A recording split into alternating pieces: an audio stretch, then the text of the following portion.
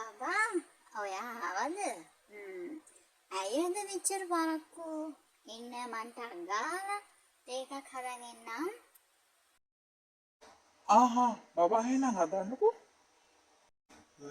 මේ ගෑනිට එකපාරට හදිච්ච පිස්සුව මොකද්ද? වෙන්තට මං ගෙදර එනවද දන්නේ නැහැ ෆෝන් එක ඔබ ඉන්නවා. ඒ මතයට අද තේත් හදලා දෙන්න බලමුකෝ. පැය භාගයකට පසුව බබා මට ඔයාට ගොඩාක් වැදගත් දෙයක් කියන්න තියෙනවා. මේක ආව තරහා ගන්න බෑ හොඳද? හරි කියන්නකෝ බලන්න.